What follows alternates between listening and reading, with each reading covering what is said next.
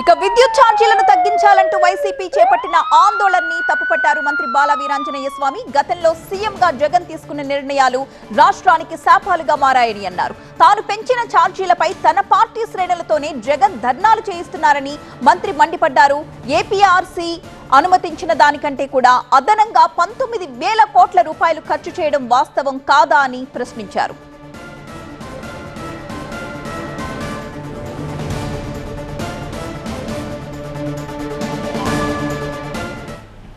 ప్రజల మీద సర్దుబాటు చర్యలు పెంచమని చెప్పింది మీరే కదా.